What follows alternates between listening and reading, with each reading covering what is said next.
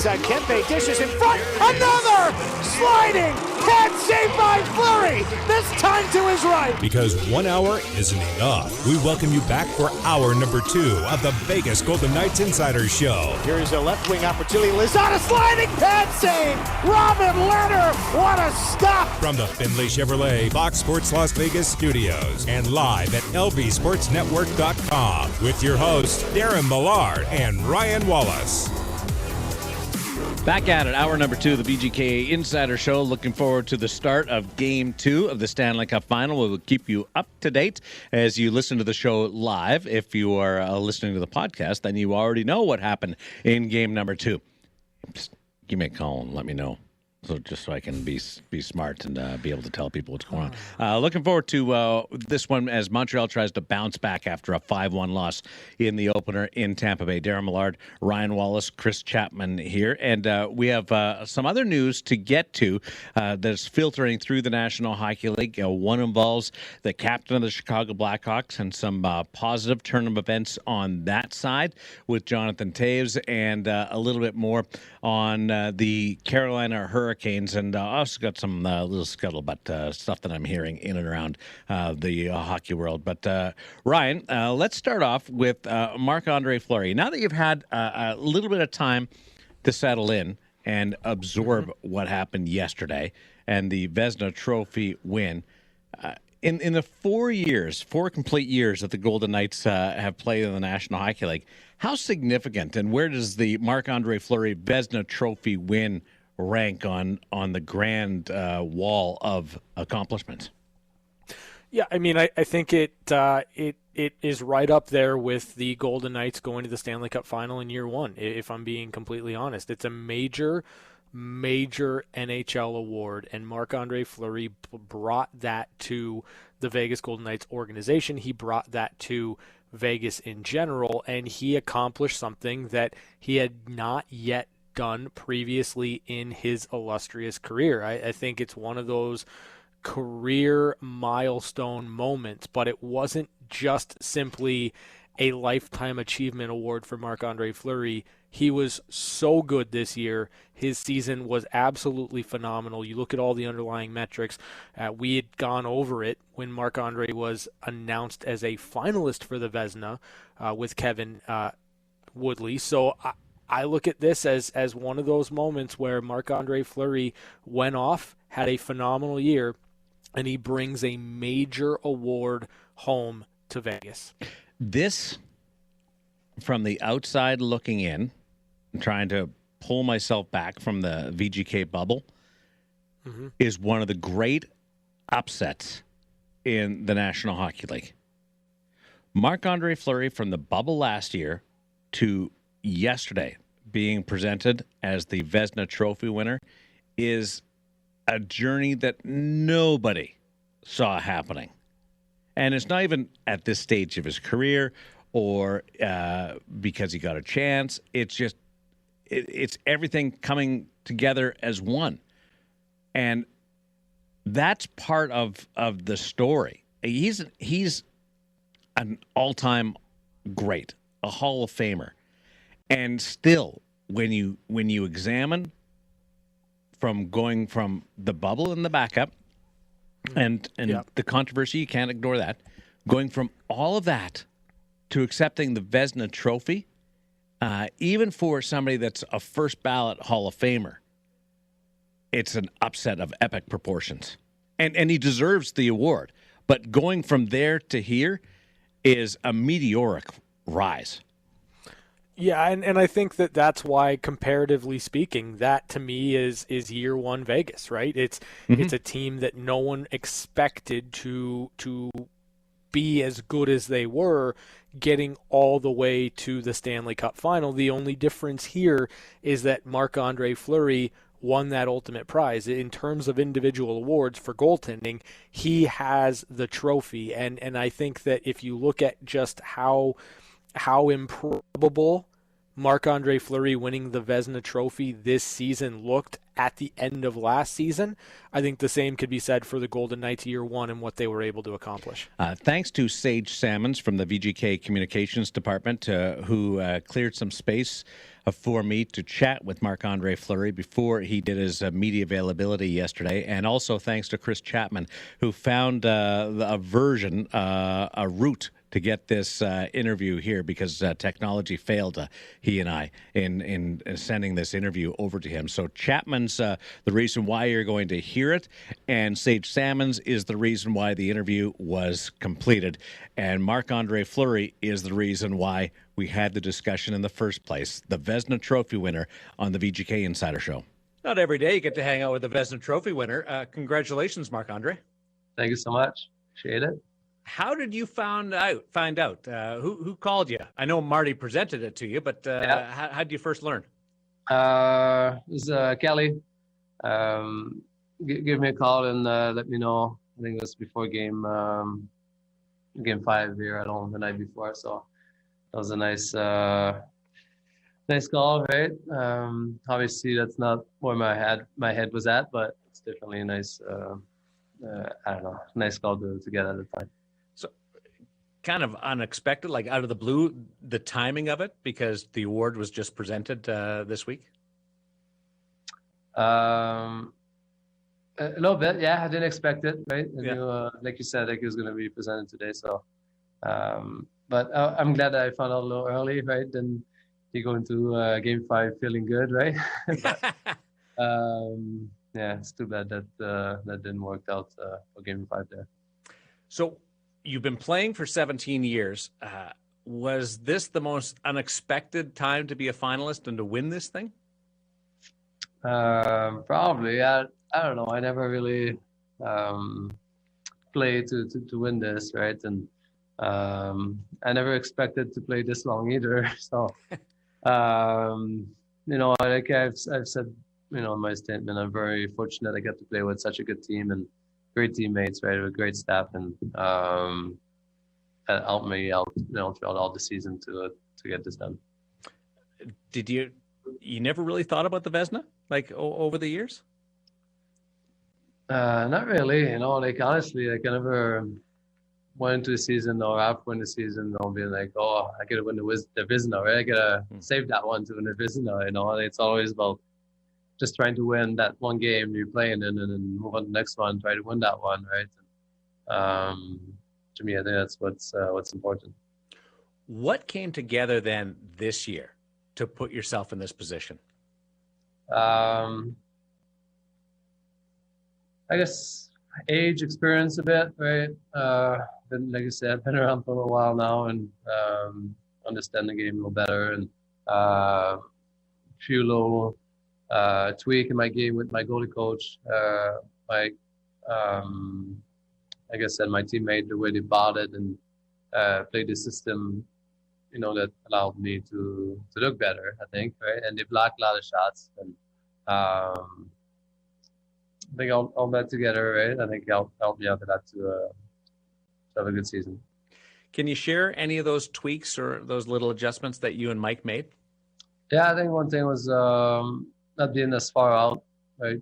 I'm not the biggest guy, and sometimes it's good when you get out, you make yourself a little bigger, right, and try to get hit. But I felt like playing back a bit allowed me to have time to react on pucks and have time to sometimes catch the puck instead of getting hit, and because sometimes when you don't get hit, right, then you don't have time to move and catch it or something like that, So I thought it was that was a good thing to be able to come back a little bit, and then when there's a pass across or rebound or broken plays, then I think I was able to get there a little quicker than if I was farther out of the crease. You talk about the experience being an advantage, but there's also when you get a little bit older, you don't want to change your ways. Was it difficult to convince you, or are you that open-minded? I don't think it was. I think throughout my career, I had to change, I had to adapt, right? There's always new little techniques that comes out here and there. And, I'm goalie coach in the summer also. Usually when I go back home and skate there, and I love hearing what's new and what guys are doing. I love watching goalies in the NHL, see what they do, and I love trying it, right? And some things just don't work for me, and some things I like, and I do it, right? And I found that, like I said, this being a little deeper gave me a little more time to react to pucks, and I like that. So would you categorize yourself like in the zone this year? Would that be accurate? I don't know. I felt good. The body was good. I think our staff or the trainers kept me loose, kept me going right all season, and they're also a big part of it. And I felt good. I just wanted to help the team when I was in that, and that was a good season. So now it opens up the door. You've got a year left. How long do you want to play? How long do you want to do this? I don't know.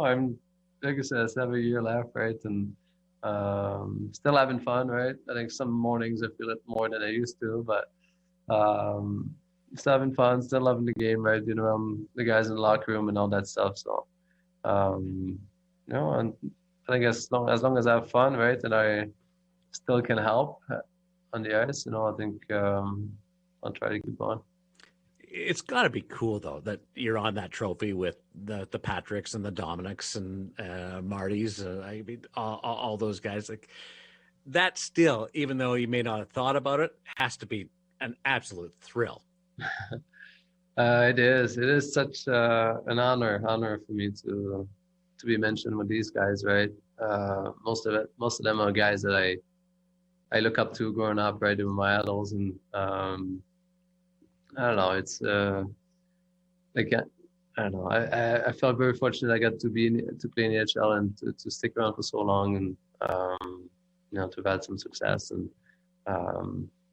very humbled by being named the winner of this season. Did you keep this vaulted, or who did you tell from the time that you found out until now?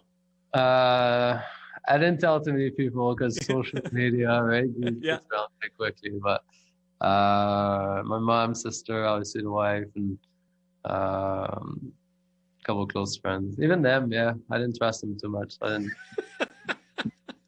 What about the kids? Yeah. What about the kids, the girls? Do they know? We talked about it today, so I don't think they care too much. All right, before we let you go, I know 500 wins. In talking to a few people, Kevin Woodley and a couple of other people, is really important to you. Where is 500 wins and scoring a goal? If you have to pick, is that what's left? I always take the wins first, right? But still, scoring a goal would be pretty fun though. Like I've been trying all my years. I know. Right? And that's Canada. I couldn't do it yet, so I don't have much left. So I gotta keep bearing down on those chances. Did you try more this year, or think about it more this year than you ever have scoring a goal, or has it been pretty constant? No, I think usually when we have to go lead, right? So I don't screw up and then they tie the game, right? So actually, that's my go-to, like under a minute to go lead, and that's what I'll try, I guess. Have you talked to Veronique? Where your version of the Vezina Trophy is going to go? Not yet, no. No? Well, you got some time to think about it. Hey, congratulations. Really, really cool. And this is a people's win, and we're happy for you. Thank you so much. Appreciate it.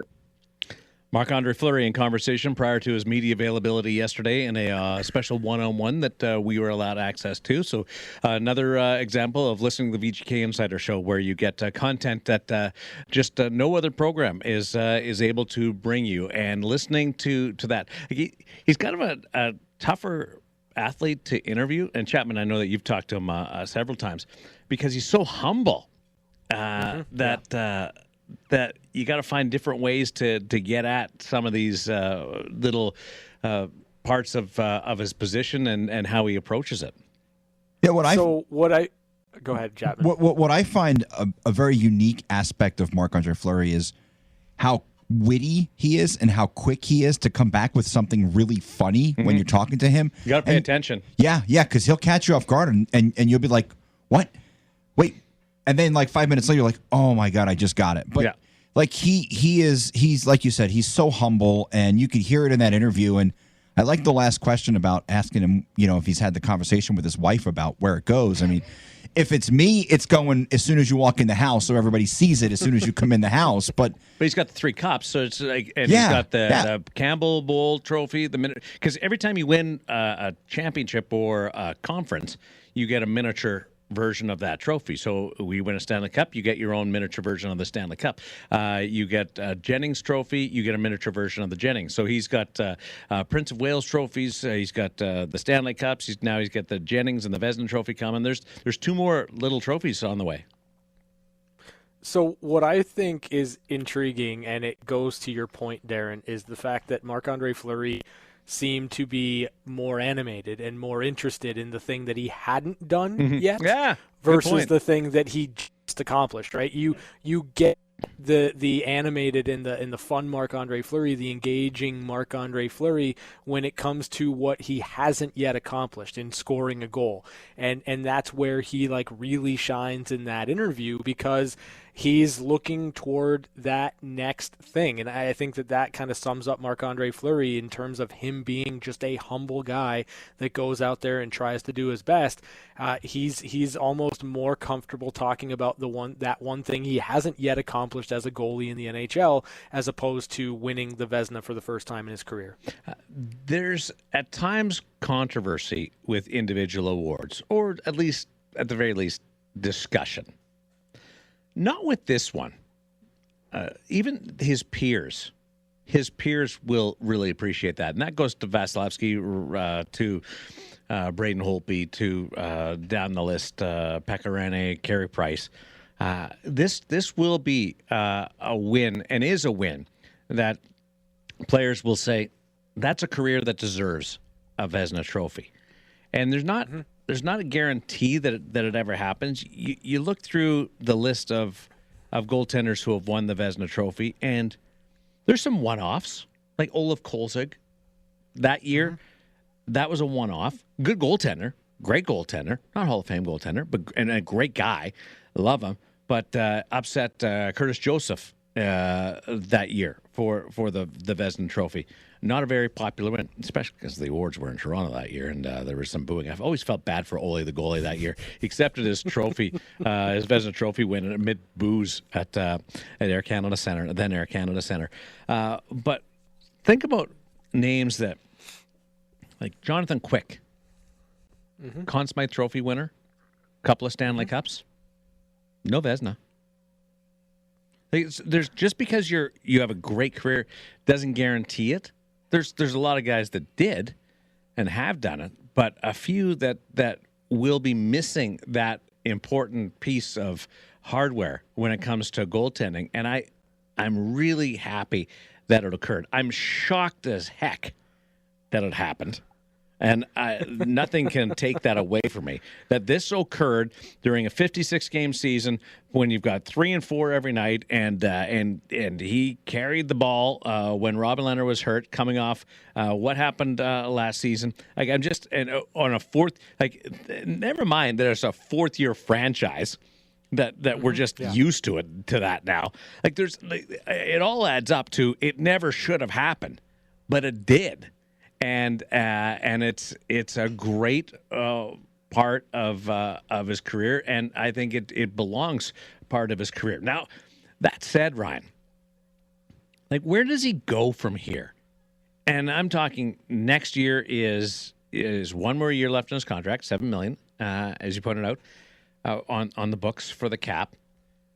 And I'm not talking about playing for the Vegas Golden Knights, but I'm talking about, where does he take his game and the opportunities from this? Beijing Olympics are next February. The NHL All-Star Game is going to be held in Vegas next February. You got to think that he's going to be in the mix. Like, he's been an All-Star for the Vegas Golden Knights. He's been to All-Star games. But you got to think he'd be in the mix for that, for the All-Star Game. But has Marc-Andre Fleury done the impossible and put himself in a position to be on Team Canada's Olympic club if the NHL goes to Beijing? I mean, I think that he's in the conversation today, right? And as an athlete, that's really all you can do is keep your name in that conversation. It's going to really depend on how Marc-Andre Fleury opens up next year and how much he's able to kind of continue the rate of play that he had this season. So I think it's absolutely in the cards for Marc-Andre, assuming that he continues to play well to start next season. But right now, in this moment, right here, he's in the conversation. And that's all you could ask for. There was a lawless order that we did maybe about a third of the way into the season. And Gary Lawless brought up, before we did the segment, just said, I'm going to bring up Olympic team when it comes to Marc-Andre Fleury. Don't count out the Olympic team. And I looked at him, and we had that piece of glass between us. And if that piece of glass wasn't there, I would have taken his temperature. Bad joke, I know, COVID, but I'm trying to be fun. I would have taken his temperature, or I would have just said, please leave the set. Because the idea that Marc-Andre... Why? The idea that Marc-Andre at that, like early on in the season, like it was a nice story. It was a good run. He was playing well at the start of the season. But the idea a third of the way or 25% into the National Hockey League season that Marc-Andre was going to, at 36 years of age then, and at 37 when the Olympics rolled around, was going to be part of Team Canada. I'm sorry, I thought the ship had sailed. There's just no part of me that ever considered that a possibility. He's made that a realistic possibility. And if this was a normal summer, Ryan Wallace, teams would be together during the summer. Like the national teams would be together. Team Canada would be holding a week or a 4-day camp somewhere. Team USA would be doing the same thing in Columbus or what have you. And they would invite 40 players. And you to get all your sizing, they would do the pre-Olympic checklist. The coaches would talk, et cetera, et cetera. Well, Canada doesn't even have a coach as of yet, and they don't have the list of players. But Marc-Andre Fleury would be part of that group, like legitimately, and with Carey Price would be a favorite to be one of the two goaltenders dressing every game. Yeah. Well, I think. Yeah, I mean, it's where he belongs based on this season. And that is, and like, I get where you're coming from. A third of the way into the year, we really weren't sure how much those games were going to start to catch up with Marc-Andre, if that rate of play was going to be sustainable all year long. Turns out it was.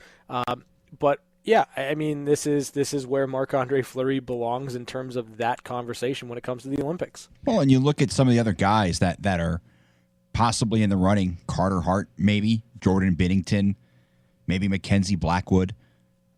I mean, I think you just did Dr. Google, didn't you? No. I'm just trying to figure out who's, because I went through the list of Vezina guys and I'm like, all right, Russian, German. I know. Yeah, that's why he's in. Listen, as great of a journey that Marc-Andre just went on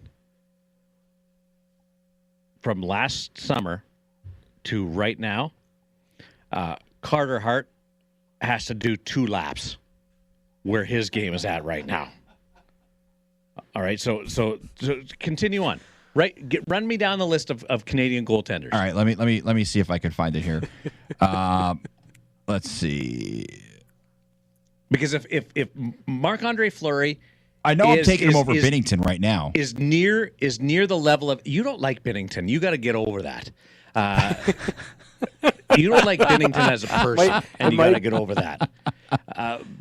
But if Marc-Andre's game stays in the same area, like it doesn't have to be as good as he was earlier this year, but he stays in the same area. That's what I'm going to judge these names, him against these names that you're going to bring up. All right, I'm still pulling it up. So let's see. Carter Hart. Yeah, I'm taking Fleury. Binnington, I'm taking Fleury. Okay, but that's close. It is close, Binnington will be in the mix. Yeah. I'm trying to think of unless you're picking Canada's goaltenders. Yes, and please remember who the general manager of Team Canada is, and that's Doug Armstrong. Okay, who is the general manager of which team? The St. Louis Blues. Yeah, so Jordan Binnington is the goaltender. So I think, and not just because of that, I think Jordan Binnington will be in the mix just on the merits of his own play. All right, so Carey Price, I think that's really close. He's on the team. Yeah, Mike Smith. That'll be interesting. Mike Smith was arguably the best goaltender in the North Division this year, but he's older than Marc-Andre. Mike Smith was on the 2014 team that won gold in Sochi. Braden Holtby. If you're telling me that I got to pick right now, yes, and I have a chance between Marc-Andre Fleury and Mike Smith, I'm going to keep Marc-Andre Fleury, especially if Jordan Binnington, Carey Price are kind of in that conversation. Yeah, it's not Mike Smith. Now here's one that I would make the argument should be in serious consideration. Darcy Kemper. Yeah, played for the World Championship team. Got some hardware. There. Yeah, but he's a really good goalie too. I agree. I'm taking Marc-Andre Fleury. I think so. Yeah, but I mean, some tough decisions though. Here's the thing about it was always thought that you would take a young guy as your third goaltender, and that's not the case with national teams anymore. You take the three best guys now, because the likelihood that you're going to need the third guy has become greater and greater and greater. Team Canada, let's say, at the World Championships this year, took Mike DiPietro over. That was a one-off. In Olympic teams in the past, you take the three best guys. Marc-Andre Fleury was the third guy in 2010. Mike Smith was the third guy in 2014. Two veteran goaltenders, and wouldn't it be amazing? 2022. 12 years. It'll be 12 years since Marc-Andre Fleury won gold as part of Team Canada in Vancouver. He likes to joke about that, by the way. That he got the gold medal for really not doing much. More humble, right? I think it's a statement of where you are in relation to the game. Yeah, I think it's a real compliment to you. But that if you're a dozen years after you win gold and you're still part of the mix, that's really impressive. But I do believe that, and this whole conversation started with me telling Gary to take his temperature. I admit I was wrong there. He had staying power this year that I had no clue that he could put forward. It was wildly impressive. I'm just glad that he made you wrong, which is pretty awesome, because it doesn't happen often where you admit that you were wrong. But are you saying that I'm wrong a lot? I just don't admit it? Yes. Wow. We're going to take a break, and we'll come up with a couple of... You know what thing I was wrong about the other day? I got my Winter Classic and my Stadium Series mixed up while we were talking about it the other day. The Winter Classic is going to take place in Minnesota, and the Stadium Series is going to take place in Nashville.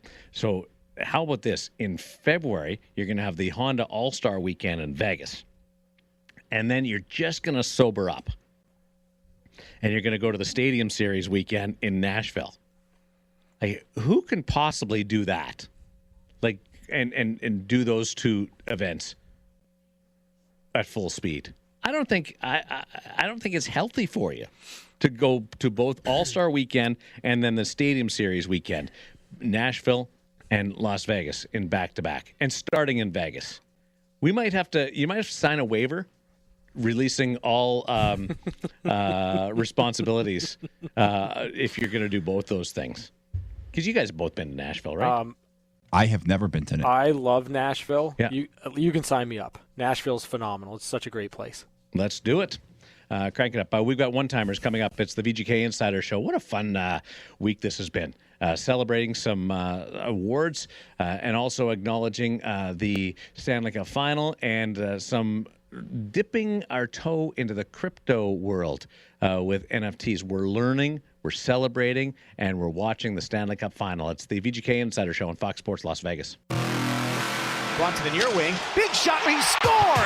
It's time for one-timers. Quick looks at some of the biggest stories of the day. And it's a tie hockey game. On the VGK Insider Show. Well, this was one of the best sightings that I've witnessed in a long time.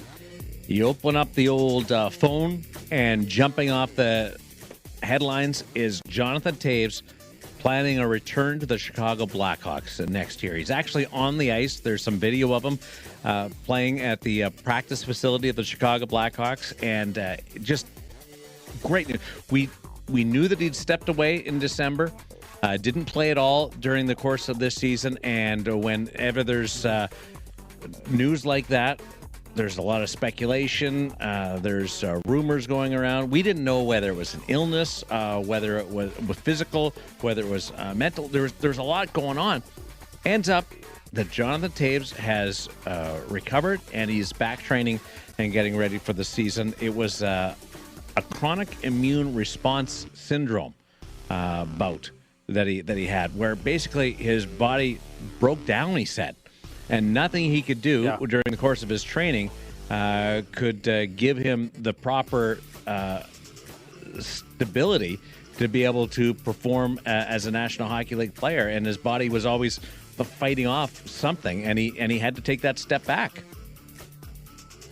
Yeah, I think that's kind of the big key, right? Like, you know how much these athletes put their bodies through the ringer, and when you are chronically stressed, at times the body can just break down. It can take one event to kind of break the camel's back, so to speak, and then all of a sudden you just are unable to maintain that same level of energy you've always had to get through your daily tasks. So, great news for Jonathan Toews. It was great to see the video. It was great to see him back on the ice. It was great to see that he's doing better now. And, Mark Lazarus with The Athletic had a fantastic piece on Jonathan Toews, what he's been dealing with over the course of the last year. You do yourself a huge service if you would read that piece, because it goes pretty in depth on what Jonathan Toews has been going through. A couple of quotes from the future Hall of Famer has said that I just think there's a lot of things that kind of piled up where my body just fell apart. So what they're calling it is chronic immune response syndrome, where I just couldn't quite recover, and my immune system was reacting to everything I did, any kind of stress, anything I would do throughout the day. It was always kind of a response, but it took some time. And that was the frustrating part, not knowing when or how long it was going to take to get over the hump. But he's got through it. Great support system. And here's the little sub part about the video that he posted. You kind of forget, because the Golden Knights were just eliminated, and the Tampa Bay Lightning Montreal Canadiens are still playing. When you saw the video of Jonathan Toews out there, there's a few guys on the ice, like more than a handful on the ice with the Chicago Blackhawks. They're ramping up their training at a time when Vegas and a lot of the teams that are still playing had to take their step back and recover. That's how long it's been since a team like Chicago, who didn't qualify for the Stanley Cup playoffs, has played. Yeah, 100%. And, it also gives you an indication of just how quickly and how short this offseason is going to be and is going to feel. And that's going to be one of those other situations to keep an eye on, because you've got a lot of players that have played a lot of hockey, especially in the last, 18 months. This offseason is going to be an intriguing one. And for the Golden Knights specifically, managing fatigue, managing stress so that you're able to kind of take a break, take a step back from playing hockey so that you can come into next year fresh is going to be as important as what you do in terms of your training for the next season. Past the midway point of the first period in Game 2 of the Stanley Cup Final, Montreal took a penalty, but they've got through it and managed to kill it off, although Carey Price took a clapper right to the face. That didn't look like it felt very good. He's okay, but it's 0-0 in the first period in that one. Montreal with Yoel Armia in the lineup, and no Alex Killorn for the Tampa Bay Lightning. This I'm not going to say that Tampa Bay can't play the game that Montreal did the other night because Keith Jones pointed out on the Chirp podcast that Tampa managed to push back against the New York Islanders really strongly. The Islanders don't have the trees, the big oak trees that Montreal has on the back end. Great defense, but those like Edmondson and Weber and go down the line, Petrie are big burly guys. I'm interested to see if Tampa Bay pushes the physical aspect of this game tonight. You know, it's interesting because the Lightning have had 2 power plays already in this game. It looks like things are called a bit tighter to start. So if I'm Tampa, I don't know that I want to engage in that way. Right. I think that you let Montreal be the more physical team. You let them cross the line, and you win this game on the power play. That's the direction I would approach it if I am the Tampa Bay Lightning. The amount of noise that erupted after Kucherov took the Mayfield cross-check in the Islanders series, and that wasn't called, and the Islanders ended up coming back and winning Game 6, forcing a Game 7, and Kucherov was unable to play the rest of that Game 6. When there wasn't a call there, and there wasn't a call in game with Shea Weber slashed to the back of Kucherov's leg,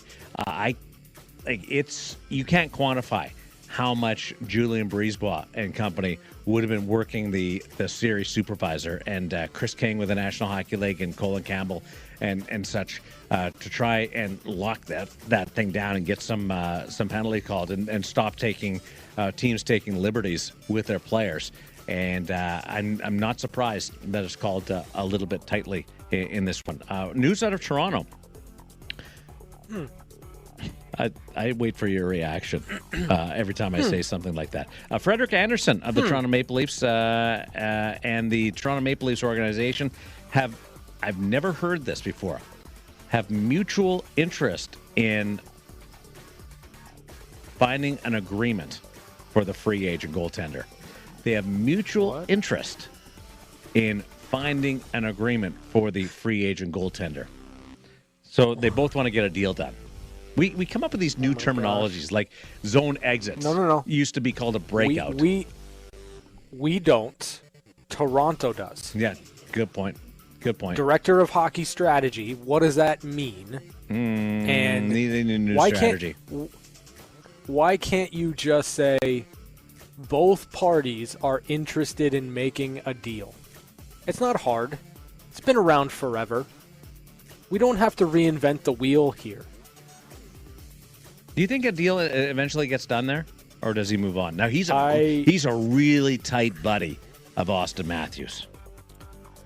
So, I firmly believe that the Toronto Maple Leafs need a better goaltender than just Frederik Andersen. And, I mean, Freddie's been great.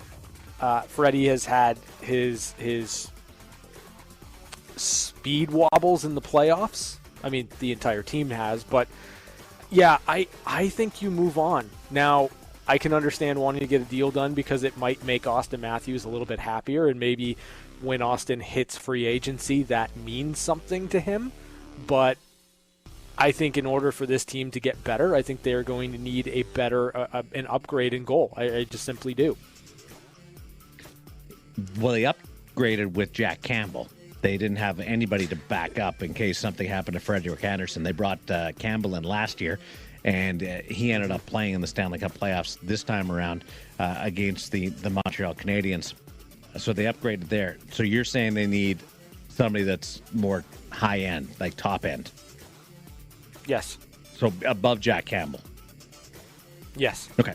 Just sometimes we have to talk these things through live on the radio just to make sure I'm on the same page as you. Tom Dundon, our good friend with the Carolina Hurricanes, he kind of ruffled some feathers when he first came in.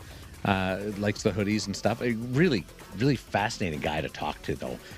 He is the now the sole owner of the Carolina Hurricanes. Bought out Pierre Carmanos and the rest of his stake with the Carolina Hurricanes. So it's Tom's show with the Carolina Hurricanes. And the most important thing that he's done is keep his head coach, but continuing to flex his muscle and expand his reach within the National Hockey League, owning 100% of the franchise.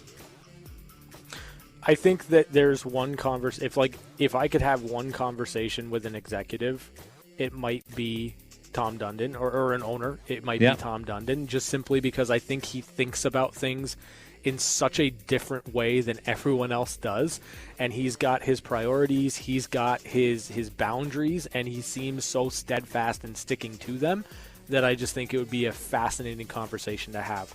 I was able to connect with Rod Brindamore a couple of weeks ago on the Chirp, and we talked about Tom a little bit, and why it took so long for Rod's deal to get done. And Rod wanted to make sure everybody else kind of was taken care of or got paid, i.e. assistant coaches, support staff, et cetera, before he wanted to sign the deal. But one of the things that jumped out is Tom Dundon, the owner, talks to Rod Brindamore, the coach, all the time. That's not normal. That's not how it usually works. Now it works for them. It's a great relationship. Yeah. And I said, well, are you ever afraid if you don't take the call that he's like standing 20 feet behind you and you're clicking decline? He said, yeah, the only time that he doesn't if he's in a carpool lane to pick up his son or something along that line. But they talk a lot more than traditional owner and coach do. Owners talk to the manager all the time. Is a standard thing, but the coach is usually almost not off limits, but a ways away.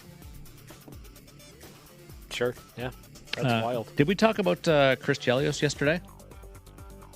Did we have a chance to go down that path of the ESPN group that was announced for their National Hockey League rights as they take on the National Hockey League broadcast next year? I can't remember. We can get into it. We have not gotten into that. No, okay. we did not have time. Dude, how much time do we have right now? 1 minute. Okay, let's save that for tomorrow. Trust me, it's a conversation that holds up. But I'm going to bring you something that's different that our friend John Shannon pointed out to me yesterday as we had a conversation on the phone offline, just about some of the people that they hired. It's an interesting group. There's some people that I can't wait to hear from in this conversation, and some very, very talented broadcasters that I'm looking forward to getting back in the National Hockey League. Chris Fowler is going to do the expansion draft for the Seattle Kraken, so that gives you an idea of how much their emphasis that ESPN's putting into their hockey coverage. Those are your one-timers for this Wednesday, June on Fox Sports Las Vegas. We're back to the Findlay Chevrolet Fox Sports Las Vegas studios. This is the Vegas Golden Knights Insider Show. Here's Darren Millard and Ryan Wallace. Yeah, I'd say the standard of officiating has changed for Game 2 of the Stanley Cup Final from the opener, 0-0, but offsetting penalties now. There's going to be another one for a high stick for the Tampa Bay Lightning. But yeah, it's being called a little bit tighter in this one as we wrap up hour number 2 with Catching Up with Chapman. Okay, so we spent a good portion of the show talking about Marc-Andre Fleury. His first career win came against the Detroit Red Wings. Now, there are two things that we mentioned in this show that actually tie into that first win. You just mentioned Chris Chelios. He took a roughing penalty in that game, and the general manager of the Montreal Canadiens, Marc Bergevin, was actually on the ice as Marc-Andre Fleury's teammate in that game. Now, his first loss, or his first game, came against the LA Kings. Mario Lemieux took a penalty in that game. Pretty wild. To think that that's how long Marc-Andre Fleury's been in the NHL, that Mario Lemieux was his teammate in his very first game. By the way, got a loss, a win, and a tie in his first 3 starts, so he kind of hit the trifecta there. 2 ties for his career. Yeah. One was against Atlanta. I can't remember who the other was against. Shane Knighty was not playing for Atlanta in that particular game. I can't believe Atlanta got teams twice. And failed twice. Whoa. You know, it was like down to the second where Arizona was supposed to go to Winnipeg. and then things fell apart at the last second in Atlanta, and they made a quick switch, and Atlanta moved. But all along, Winnipeg was getting Arizona. Strange one. Ryan, great show today. A lot of fun today. It was fun. Thank you. We'll be back with you again tomorrow on the VGK Insider Show, talking about Game 2 of the Stanley Cup Final.